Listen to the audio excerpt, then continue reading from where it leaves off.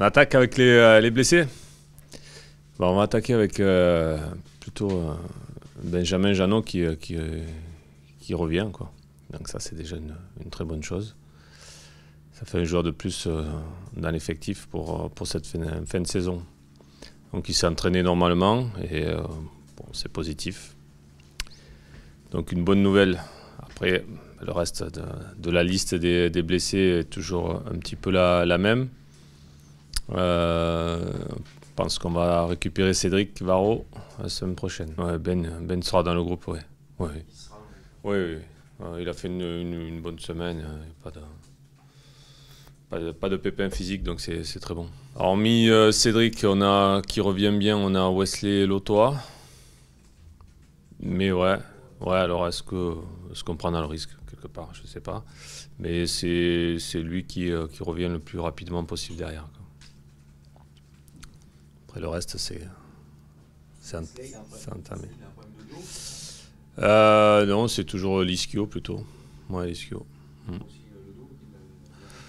Ouais, mais là, le dos, ça n'a pas eu beaucoup d'incidence. C'est plutôt la blessure musculaire.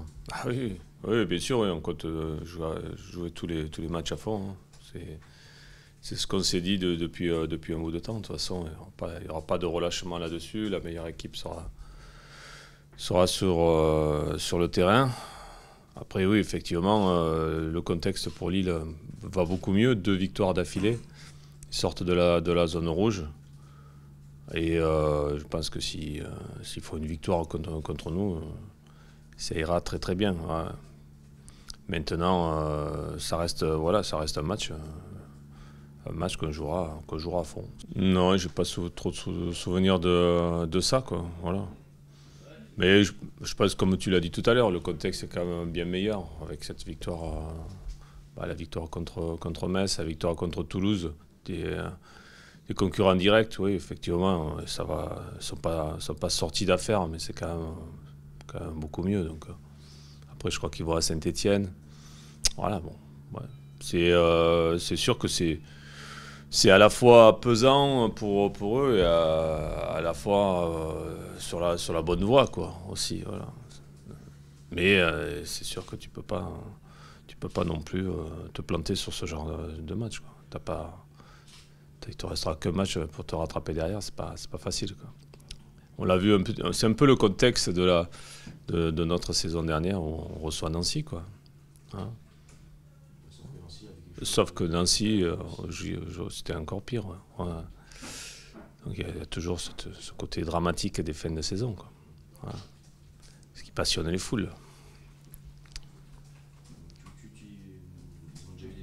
Et il y a un souci de plus, le souci se déplace plus au milieu de terrain. Parce qu'on a perdu Eden, Massoema. Donc en milieu défensif, ça se restreint. Alors, on a la grande chance de voir apparaître un tout jeune joueur aussi. Mais là, pareil, c'est pareil, il faut y aller doucement. À 17 ans, on manque bien sûr automatiquement d'expérience, mais le petit Enzo a fait preuve de maturité sur ces 2 rentrées, quoi. Donc ça, c'est bien. Mais dans le secteur du milieu de terrain, effectivement, on est quand même un petit peu touché. Je pense que c'est un garçon qui a, comme je te dis, la maturité pour rentrer dans le jeu. Je pense pas.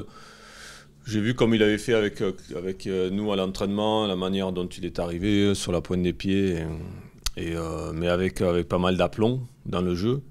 Je pense que c'est un garçon qui peut aussi débuter. Il pourrait débuter, c'est pas interdit. Voilà, c'est pas interdit. Vu ce qu'il a montré sur le dernier match aussi, où il a quand même pas mal de temps de jeu. Il est bien rentré. On sait que c'est pas facile de rentrer. Puis il a tenu son rang et il a amené aussi sa touche personnelle dans ce milieu de terrain. Donc ça me laisse le choix. Je te donne pas de réponse définitive. On est encore ce matin pour voir un petit peu comment ça se passe. Oui, Julio à la caisse, ouais. Il avait déjà pas mal travaillé sans ballon. Là, il a la caisse, il est rentré la dernière fois plutôt bien. Et je pense qu'il a beaucoup d'envie, donc il y a de grandes chances qu'il débute. pense que Naïm, en fait, il a plein de possibilités déjà par sa polyvalence. Hein, parce que bon, il peut jouer à plusieurs postes. Je pense qu'il peut même jouer dans un poste de milieu de terrain, peut-être un peu plus bas. Mais ouais, c'est juste, c'est pas qui m'a surpris parce que sur ce que j'avais vu, je le trouvais intéressant à beaucoup de postes, mais je pense que lui s'était fixé certains postes, voilà, s'était mis certaines limites, je crois.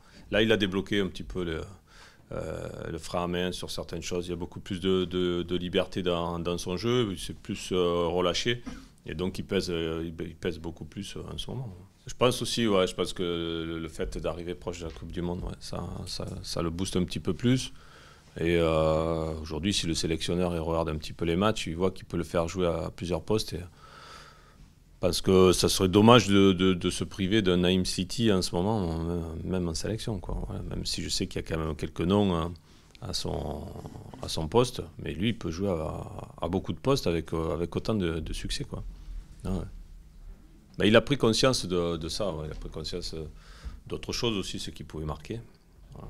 Ça aussi. Ça, je pense que c'est des petits freins qu'il a levés. On en a beaucoup parlé avec lui depuis le début de saison.